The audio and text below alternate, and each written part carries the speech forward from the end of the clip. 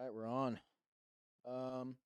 Yeah, I'm just gonna cut right to it. I want to talk about some things that are really close to my heart here. Let's get down to business, because that's exactly what it is. It's business. It's business, all right? Because I see a lot of people they give talks on this topic of pornography and masturbation and the sexual struggle. When people give a lot of talks about these items, there's a whole lot of like, oh, woe is us. Like, what a terrible affliction. We need we need the mercy of God. And they talk about that, and that's true. We do need the mercy of God. Yeah, very good, correct. However, I don't want this talk to go like that. All right, I don't want to be solemn. Rather, this is business. This is war. Okay, this is war against one of the fastest and most potent plagues on our masculinity. What do you do in a war? What do you do in a war? You get to know your enemy. You get to know your enemy. Research what you're fighting. You wed your strengths. You get to know your weaknesses. You strategize. You develop some tactics, and you go out and use them. You fight with maximum effort, and you come back. You revise. You learn, and you go again. And that's what I plan on talking about. That's what I plan on doing here tonight. All right. First, we're gonna define porn. We're gonna define masturbation. All right. We're gonna try to clearly outline the enemy. Okay. And we're also gonna talk a little bit about the porn industry. All right. Who's making all this. Second, we're gonna talk about the male brain. All right. Analyze ourselves. What's going on here? What's going on? All right. What are we good at? And what do we struggle with? We're gonna go over some science here. And just kind of explain why we often just feel so compelled to keep falling back in. Third, I'm going to talk about why should we fight? Because I think if I ask most people, hey, is pornography good for you? Most people will be like, yeah, probably not. But why? Why should we fight? Why should you bother going through the struggle to get rid of it? We'll go through that. And then last, we're going to gear up. We're going to gear up, all right? I got a bunch of tactics. I got a bunch of strategies. I'm going to go through them all, and maybe some of them help. Maybe some of them won't. But I do just want to acknowledge, that there might be some people who might not be, they might not be affected by it. They might not be addicted or anything like that. But I guarantee that somebody who does. You know somebody who does. This is widespread. And you might be that link of help. You might be that person that could give them a little bit of advice, a little bit of encouragement. All right.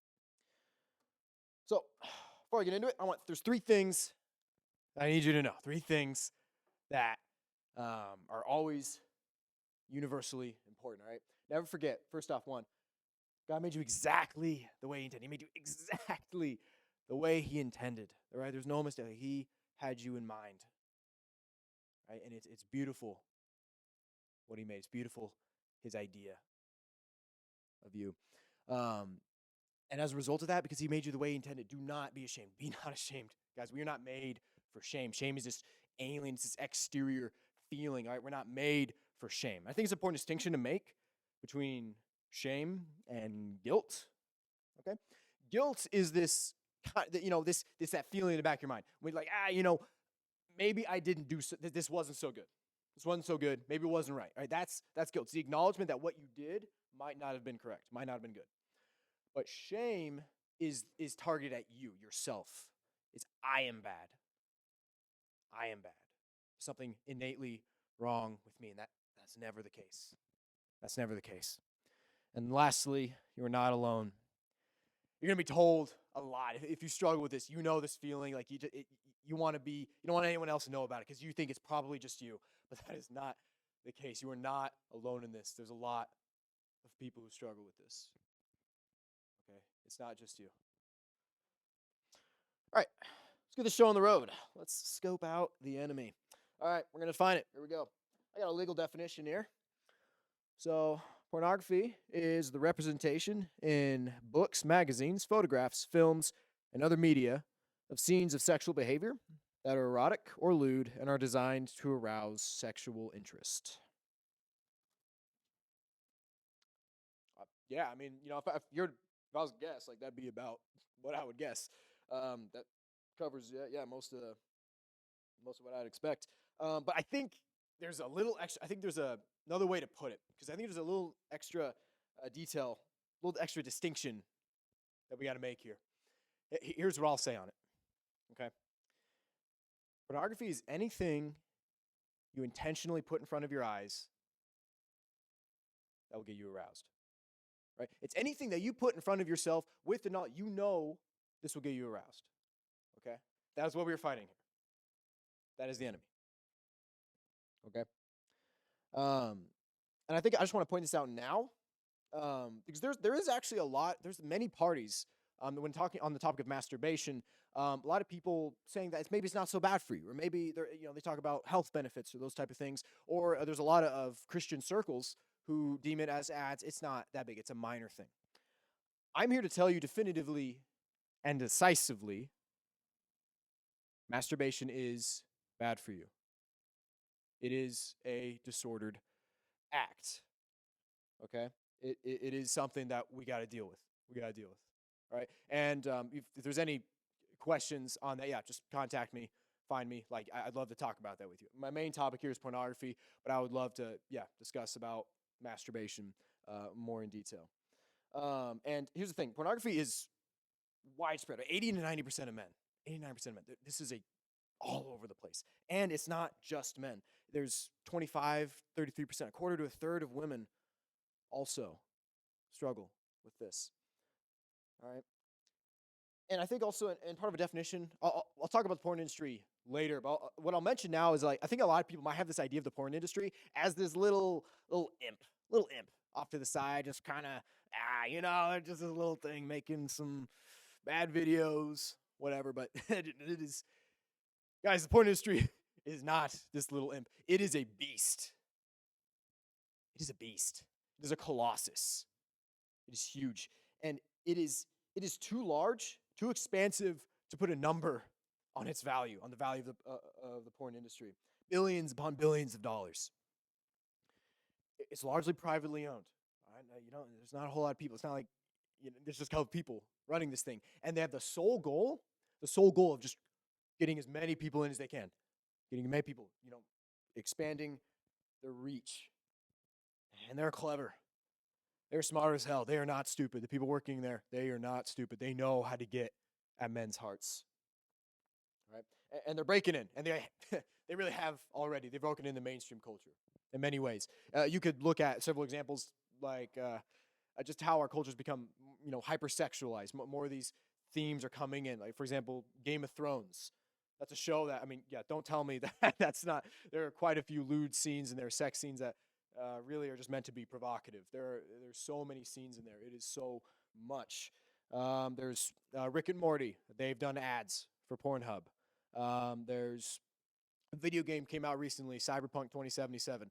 It's absolutely chock full of just pornographic, just sexual scenes in that video game, right? So these things, they're breaking in. They're breaking in. This culture keeps becoming hypersexualized, and the porn industry is a large part kind of behind this. Lastly, what I'll say on the definition is that this is the worst drug. At least, in my opinion, this is the worst drug. I think I don't know if you guys had this. Like if you're in high school or middle school, you might have like DARE, or for some people it's Red Ribbon Week. Some of these things where don't do drugs, kids, right? Don't do drugs. They're bad for you. Yeah, all this stuff. And yet, with all these efforts going in to stop kids from doing drugs, we have so many people doing drugs. So what? Are they just ineffective, or are we not saying the right thing?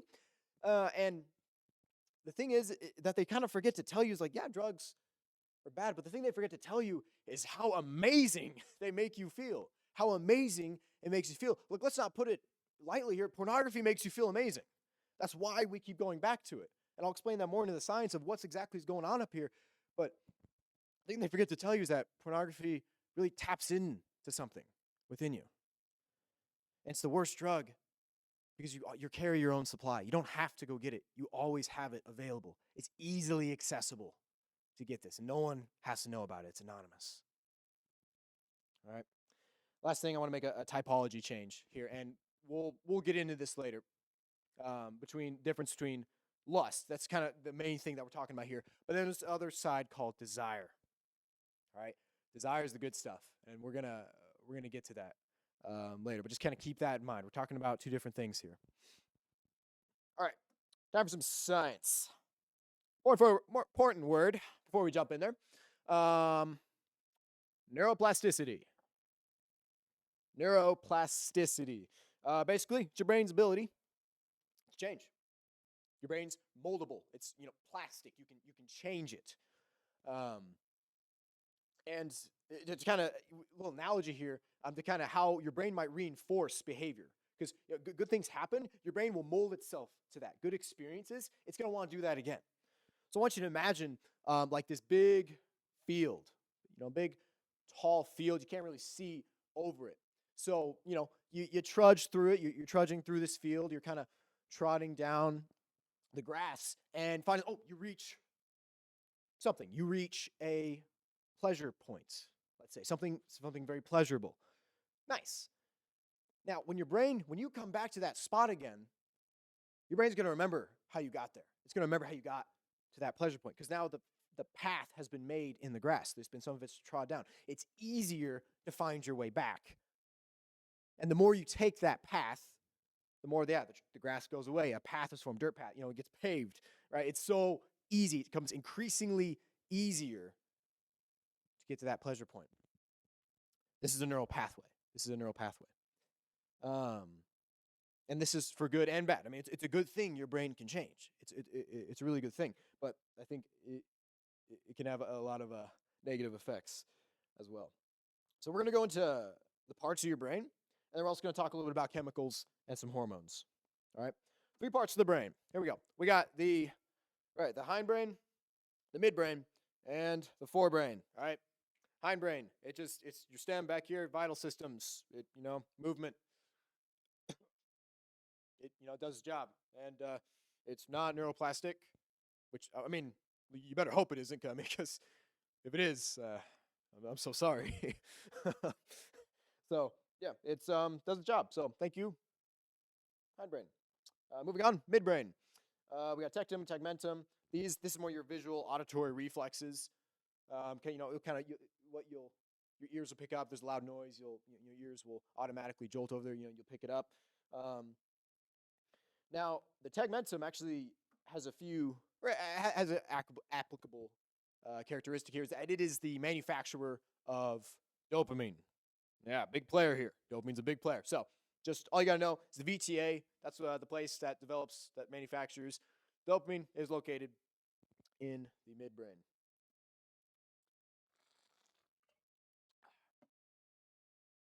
And this part, the midbrain's still not very neuroplastic. All right, move on to the forebrain. This is the gig think. Big stuff happens up here, right? We got 2 regions, diencephalon, telencephalon. In the diencephalon, we have the hypothalamus and the thalamus. This area, the hypothalamus is the internal part. It's the internal drives. The pituitary gland produces a lot of hormones. This is kind of where you feel the need to eat, feel the need to drink, feel the need to, this is where your sexual drive, a lot of it lies here. Also in the thalamus, this is the exterior part. So hypothalamus, interior, thalamus, exterior, right? Kind of processes all the information that you receive. And this is also where sexual stimuli starts, because your eyes will receive the sexual stimulus, and then all sorts of other things happen. But this is where it starts. It starts here in a place called lateral geniculate nucleus. Yeah, I think that's the name. This place is more flexible, but it's still largely hardwired. The place that is not, however, is the telencephalon. This is the part that really matters, all right? This is the part that really matters. This is you. A lot of our psychological experience, this is the part that matters. This is what we experience. 3 parts to it.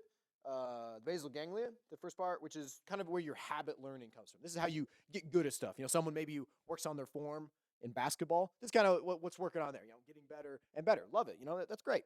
It also is associated with movement. But the 2 other parts that I think are really important here to our discussion is the cortex and the limbic system. Okay? The limbic system has your amygdala and your hippocampus. This is the area that has your emotions and it has your memory. the amygdala it's also your emotional learning, but it is kind of a crocodile brain in the sense that it's not really doing much of the processing. It's not really doing processing. It just has emotions, and boy, you're going to feel them. That's how the amygdala works. It's not really doing a lot of thinking. And your hippocampus is your memory banks, right? This is, new memories are created. Your brain's neuroplastic. You better hope your hippocampus is neuroplastic, because you're not going to make any memories then. But yeah, your brain's changing. Hippocampus is changing. And that's how you remember things. The cortex, mega, giga brain. Big think up here. It's got 4 lobes: temporal, which is the hearing and language; occipital, which is vision; parietal, touch; and frontal is the complex thought. All right. This part, cortex, is constantly adjusting. It's constantly adapting, making changes. And as a result, it's super flexible. This whole part of your brain is super flexible, which is great. But it's flexible to virtue and vice. Okay?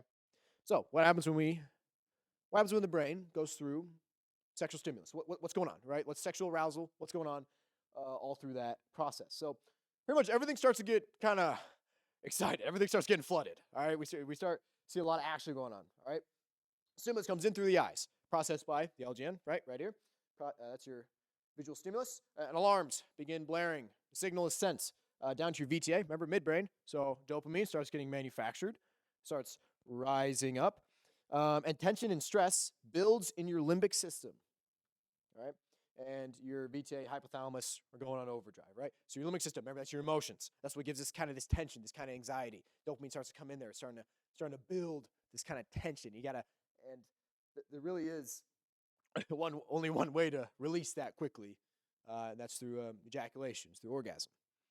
And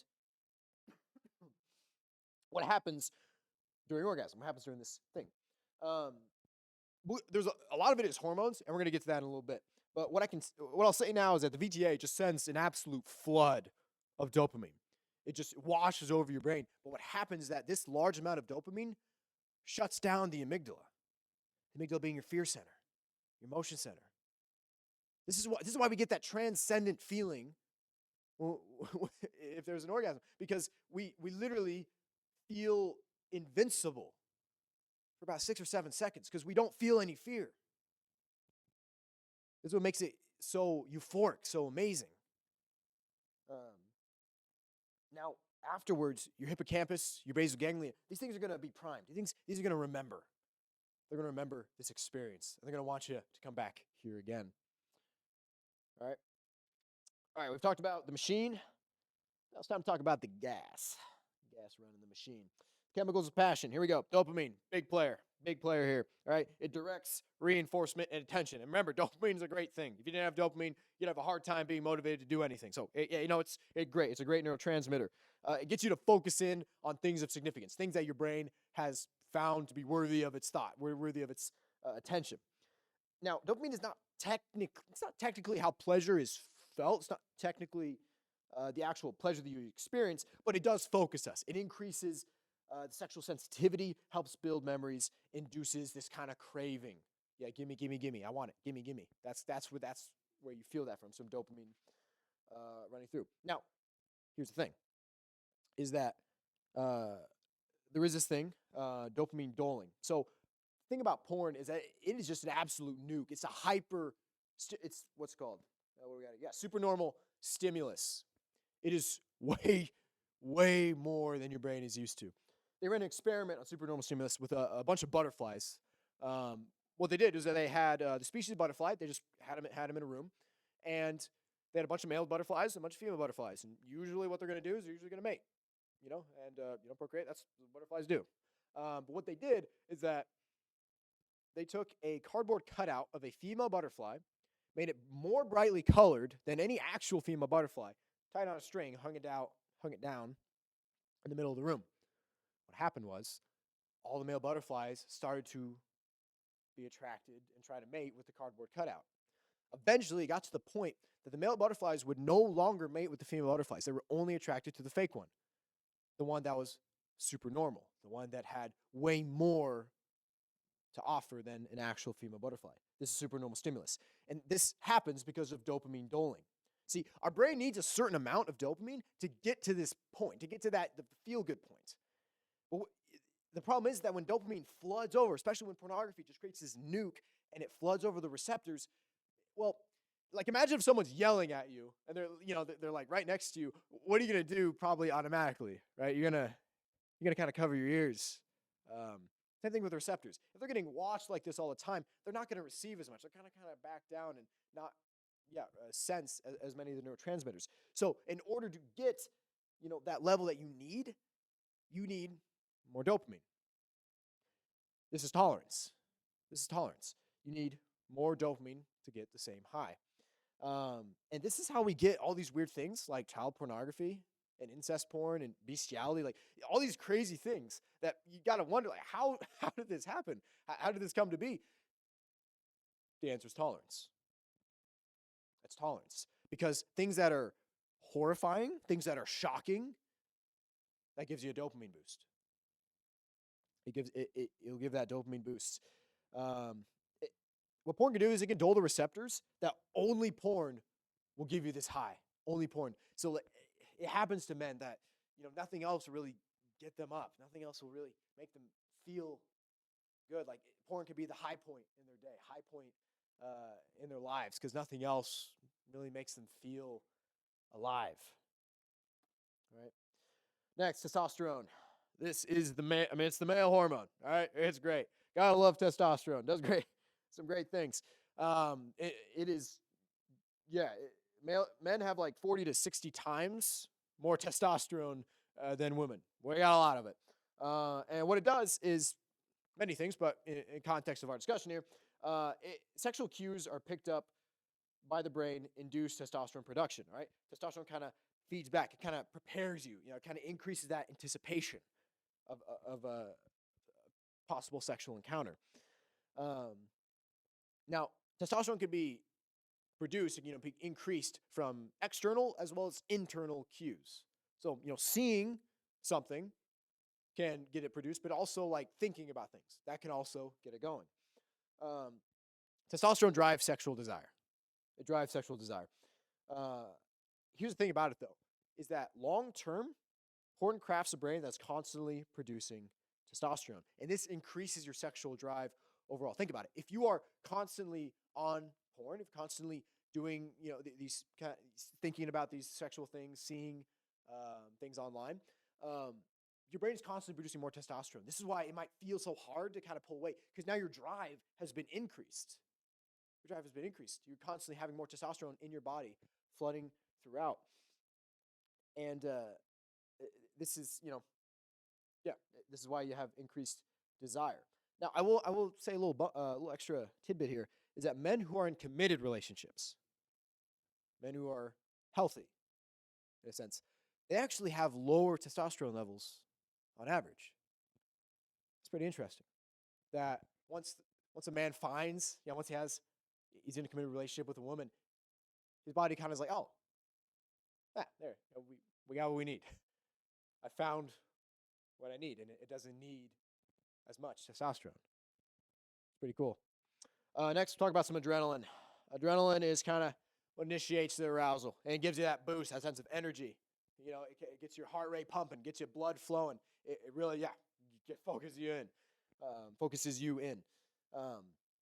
It moves blood to the muscles. It's also associated with flashbulb memories.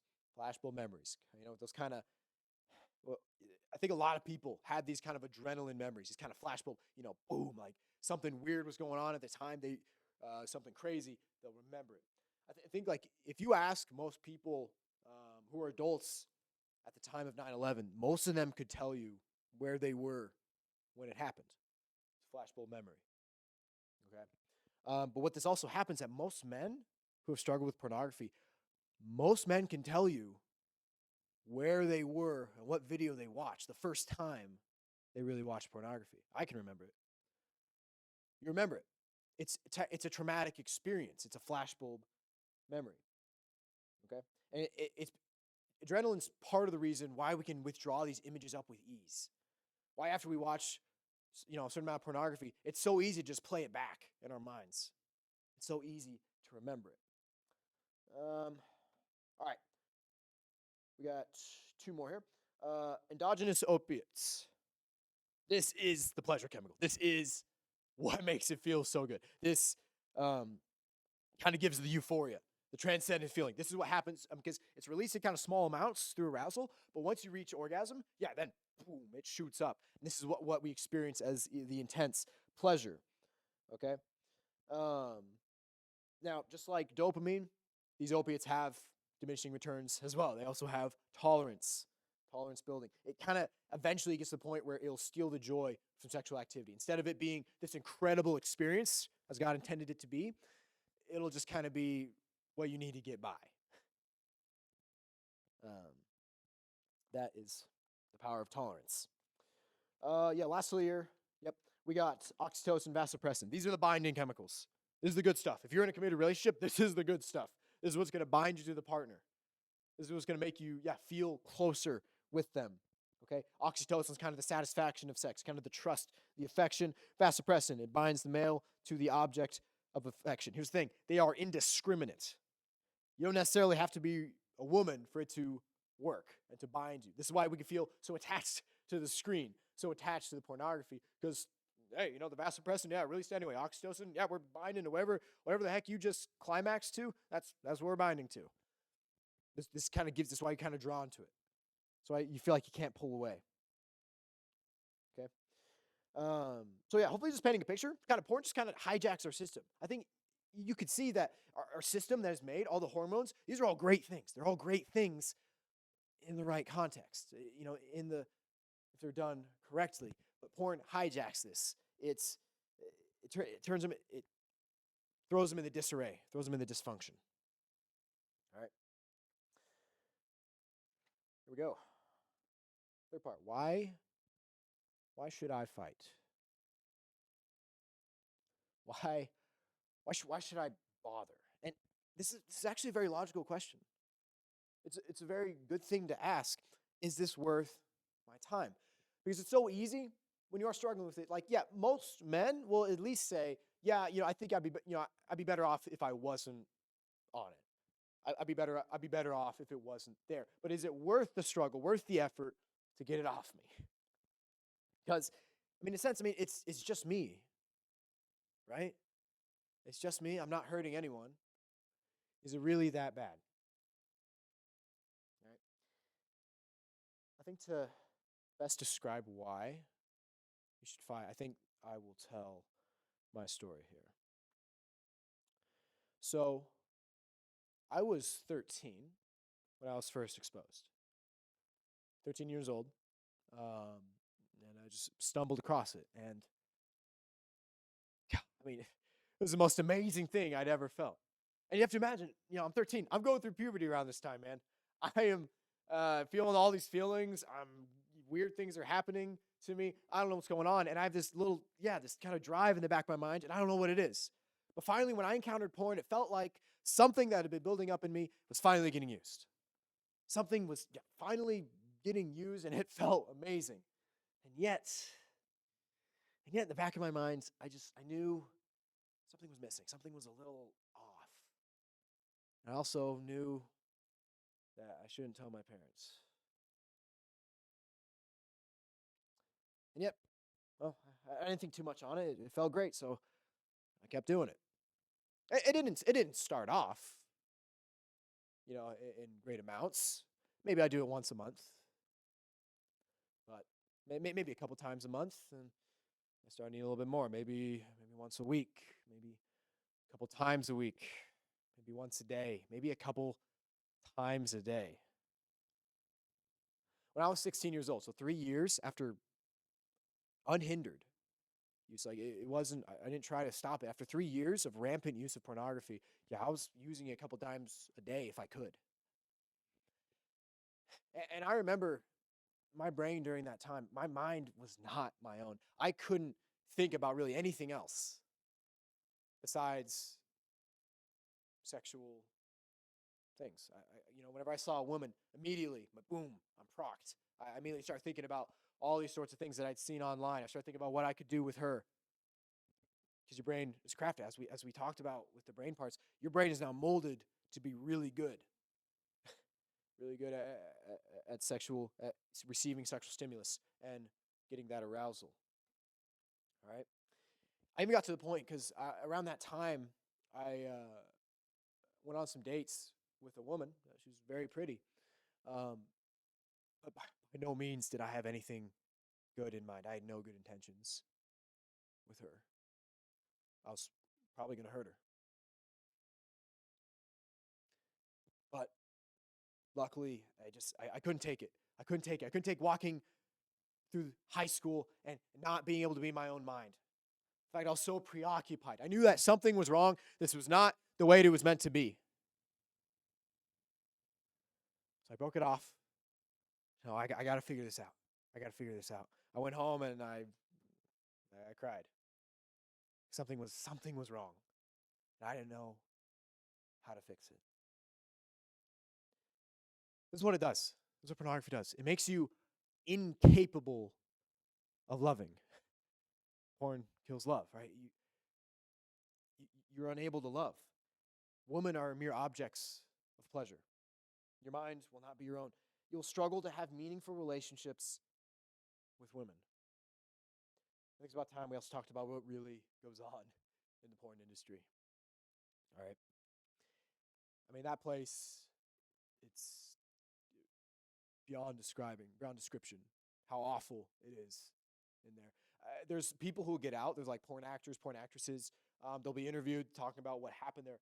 And the amount of abuse, the amount of drugs going on, the STIs that are all over the place.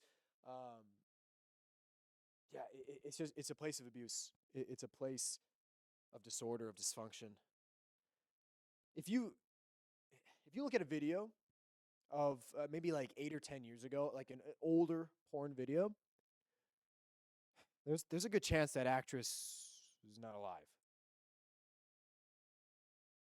How they describe this in their interviews, like, yeah, oftentimes people, they just fall off the face of the earth.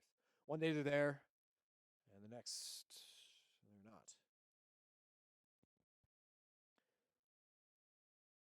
not. What I always think about is like someone there, the actress there. It might seem like it's distant. It's it's through a screen, has that filter, but that is someone's daughter. That is someone's daughter on that screen, and it tears me apart. Yeah, whenever I thought about that, like when I was still using, like, that is true. And I think it's also important to think about what kind of man does your future wife deserve? What kind of man is she going to need by her side? I certainly think it's not a man preoccupied in pornography. All right. What's more, this is a separation from God. This separation. Right? It's an abuse of this amazing gift. Again, I'm not trying to put down our sexuality. It's an amazing gift, a way that we can truly be like him. All right? Have such powerful love that two flesh becomes one, and we create life with it. That's an amazing gift. It's incredible. But this use of pornography, of masturbation, this is separation. Right? I want to get now to this vocabulary between lust and desire. Because some people will they'll use it like interchangeably. Sometimes they'll say like, oh, well, lust is okay if you're married, right? Desire is okay if you're married. Desire is good. Desire is great in a man. But lust is this thing that is never a good thing, okay? Lust, I'm going to pull it up in the Catechism here. It is always centered on the self, right? Yeah, lust, disordered desire for or an inordinate enjoyment of sexual pleasure. Sexual pleasure is morally disordered when sought for itself, isolated from its procreative and unitive purposes. Okay? It is rooted in this self-centeredness. It's like, what can I get out of this? How can I feel the most pleasure? It's self-serving. It's an inordinate obsession. And this lust will never satisfy you. I mean, it's why we keep going back time and time again to pornography, masturbation. This lust, it will never satisfy you. But desire is different. It's the recognizing the beauty in God's creation. It's reasoned by temperance. Temperance is kind of the scary word, but it really just means you're just running against some reason. Running against, like, is this actually good for me? Is this actually what God has in mind? Okay? And recognizing the beauty in God's creation, like seeing a beautiful woman and being like, damn, she's hot. That's cool. You're recognizing the beauty. But it's what comes after. It's what comes after. If you start thinking about all sorts of other things, if now you're titillated to go watch porn later that night, that's when it's an issue, right? Desire is this total gift of self. It's this desire for union with a woman, to love and be loved the way God designed it, generously, faithfully, and unconditionally. There's a little quote here from St. Augustine. Give me chastity and continency, only not yet. And most people know that one, but I think actually the most important part of the quote is right after it. Give me chastity and continency, only not yet. For I feared lest thou shouldest hear me soon, and soon cure me of the disease of concupiscence, which I wish to have satisfied rather than extinguished. Oh, isn't that so true? Isn't that? Because I know when I was fighting it, when I was clawing my way out of the addiction, I kind of knew in the back of my mind, like, God, I don't really want to let this go. I don't want to have it extinguished. That's a lot of times when we think of this, when we think of when we want to get rid of it, like, well, I don't want it to completely go away because, my sexuality, it feels amazing again. Yeah, God doesn't want it to be extinguished either. Like, do you really think so little of God that he doesn't know how to give good gifts to his children? If you who are wicked know how to give good gifts to your children, how much more will the Father give to you? Trust in the Lord. Trust in God. He knows exactly what you need. He knows exactly how to make you happy. Okay, last part. Time to make a stand. Got some tacks here, got some gear, and I want to read it again. Not all of you may struggle with this, but again, you know somebody who does. And maybe just knowing a couple of these strategies could be enough to help them. Could be something to get them across the line, get them to start fighting. Okay? So first, number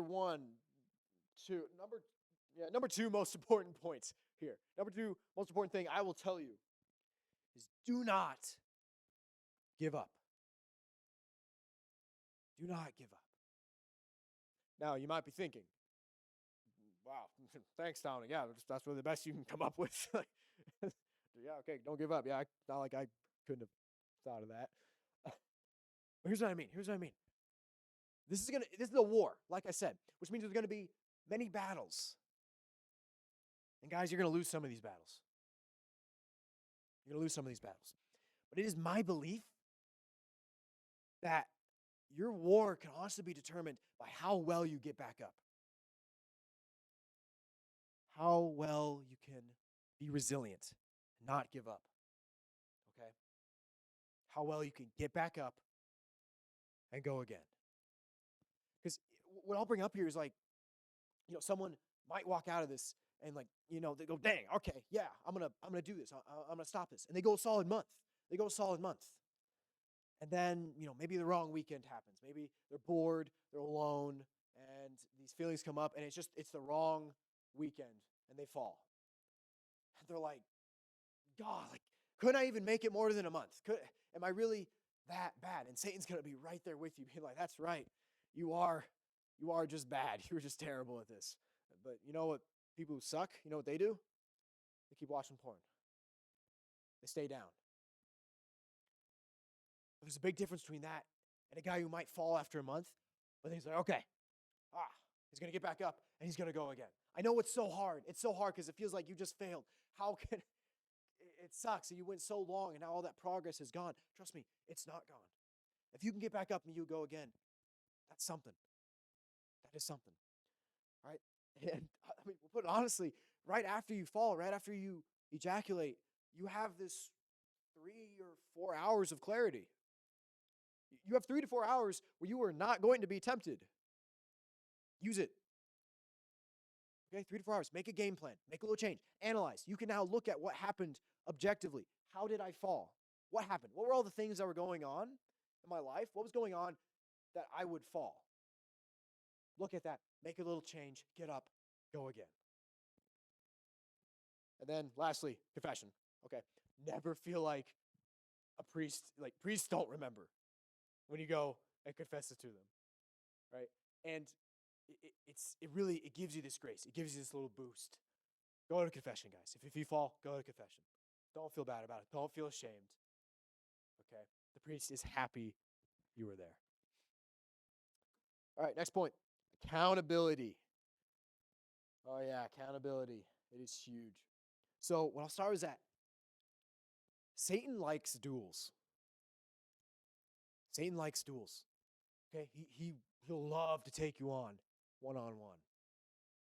He's so confident in his dueling ability, he would go and duel Jesus in the desert. And honestly, that's kind of one of the scariest parts in the Bible for me, reading over it. It's the fact that a being who is much smarter than me, much more clever than me, thought it was worth his effort to go tempt the Son of God.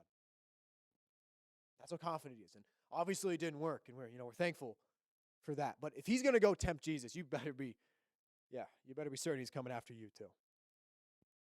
Okay? Satan really likes the duels, though, because I know it's so tempting. Just that, like, okay, yeah, I struggle with this thing. It's bad. I got to get rid of it. But it's so tempting to just kind of be like, all right, I don't got to bring anyone else into this. I don't want to cause anyone else any trouble. I wanted to, I can deal with this. I can do this by myself. So I'll deal with it here, and no one else has to know about it. And Satan's going to be like, all right, bucko, yeah, bring it on. Bring it on. He'll take you on in a duel. He'd love that. Don't give him that opportunity. Don't give him the opportunity. Brings people in. There's a lot of software that you can get downloaded onto your devices. One that comes to mind, one that worked for me was Covenant Eyes. Great software. It kind of has this accountability with a trusted person. But I will tell you 3 people you want to have. You want to have a little squad here in your accountability. First, you're going to want an ally. You're going to want an ally. Someone you see almost on the daily. I would say you see them pretty often, and you're really honest with each other. You could both be struggling with it. But someone that you're going to check in on. Be like, hey, how'd you do today? You kind of just this constant communication. Just keep this fight up, right? You're going to need an ally. Second, you're going to need a therapist. This is someone you see, could be on a monthly basis, every now and then, and they're knowledgeable on this topic. They know a lot about this. They know a lot about the human brain. This is someone you're going to want to kind of talk to. They'll kind of give you a little boost. Your therapist could be a priest here. Just could be someone you know, someone you trust, who knows a lot about this. Could be a professional counselor, professional therapist. Trust me, there's no shame in going to that. I went to professional counseling, and it was hugely beneficial. It's amazing. Okay, don't put it down. Seriously, look into it. But just someone who knows a lot about this. If you want to come talk to me about it, hey, I'd love to. I'd love to talk about it. And then lastly, you need a sage. A sage. This is not someone you have to know personally. This is more of where you get your knowledge from, right? Knowledge is power, right? Listen to podcasts, read some books, right? Get to know what's going on here a little bit better. All right, next point. Pursue excellence and achievement. Basically, what I'm telling you here is get good. Get good at stuff, all right? Getting good at things, having achievement, it has this sense of accomplishment. It uses similar parts in the brain as sexual arousal and orgasm, right? So if you can get good at things, it might kind of reduce the amount of drive that you have. For me, the example was piano. All right, I've loved the piano for quite some time, but especially coming into college, I've really gone after it. I've really pushed hard trying to get good at piano. And honestly, it's like meditation for me. After I play a lot of songs, I feel relaxed. I feel at peace. I feel accomplished. All right. I think I'll also say, go work out, guys. Get in the gym. Nothing better to clear your mind than a good exercise. All right, next up. Befriend holy women and men. But especially, I would say befriend holy women. Why do I say this? Shame tries to tell us to heal before connecting, and nothing is more counterproductive. It's a quote by, I think, Jay Stringer wrote that. shame tries to tell us that, like, you shouldn't connect with women while you're in this. No, no, no. You should get rid of it. Then when you're clean, then you'll actually be worthy. Then you can actually go and talk to women and maybe get in relationships and those type of things. But no, nothing is more counterproductive. Nothing is more counterproductive. Now, I will say, getting in a serious relationship while on pornography, that might be a little iffy. But I will say, definitely befriending them. Because what happens is that when you talk to them, you encounter them, you engage with holy women, it kind of reminds you what we're doing this all for. Why am I doing this? It's for them. It's for them. If they can come every day, if they can come and be holy, strive for virtue, it'll push you higher. And I know this was the case for me. Honestly, it kind of met some of my needs. Just talking with women, it would kind of it would relax me. It would kind of fill the gap that I would have, right? Next, we got this one's a little bit of a niche one. A change in environment.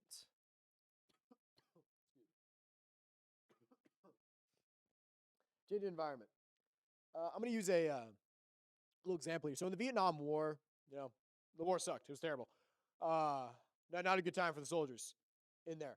So what a lot of them did to cope was a lot of them took heroin to deal with the incredible stress and terror going on there.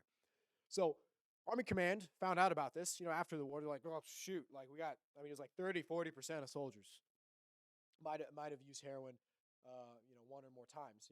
A lot of them were hooked on it during the war. So they're like, shoot, okay, well, let's do a study. Let's see how many are still on it. Maybe we could assess what needs to happen. So they did the study. They found out, they found all soldiers who took it. What they found was that over 95% of the soldiers have stopped doing heroin when they came back to the States. What? 95%? Heroin is one of the most addictive substances on earth. And 95% of them just, whatever, bunked it when they came back to the States. What's happening there? Change in environment. Okay. They had a need to fill back in the war, but when they came back to the States, they didn't need it anymore. It was a change in environment. Right? So what I'm telling you is look for or try to create these golden opportunities to change your routine. Change your environment. Try to overhaul your routine. Okay? Because we have, there's a lot of opportunities. Could be breaks, Christmas breaks, Thanksgiving breaks. It could be just you change houses, you change routes, change jobs. You take different routes. Look for those opportunities to overhaul your routine. Okay? Get out of that cycle. Because your brain's going to remember every time, if you kind of go around the same cycle, it's going to remember the points when you usually will watch pornography. Change your routine, your brain's going to have to adapt to something new. And it's that opportunity you can use to change.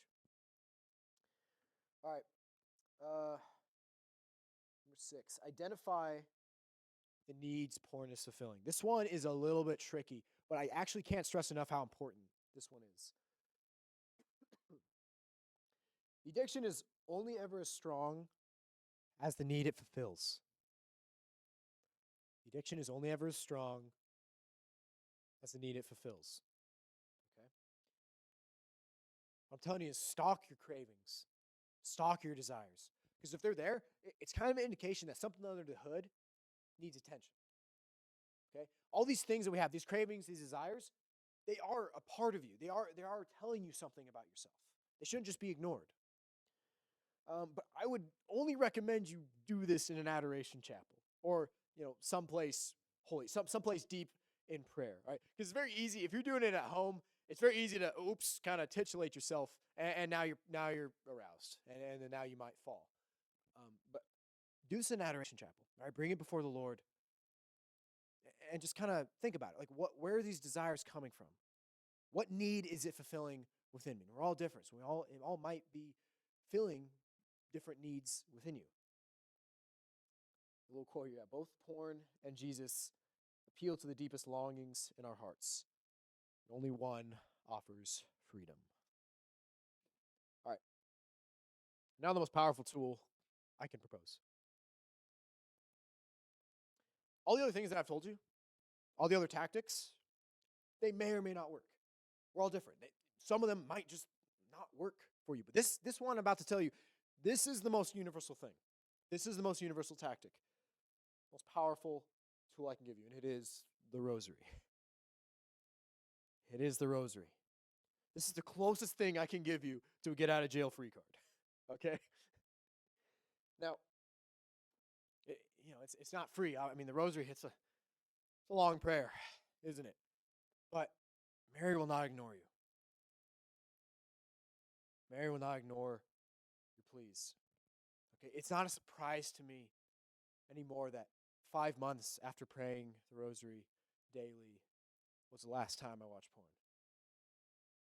It has this power. You pray the rosary every day, something's going to happen. I don't know what, and I don't know when, but something's going to happen. Pray the rosary, fellas. Pray the rosary. All right, we'll close it off here. But remember, that thing I said at the start, I'll say it again. All right, remember, God made you exactly the way He intended. And as a result, be not ashamed. Do not be ashamed. You're not alone. You're not alone. This is a fight many of us share.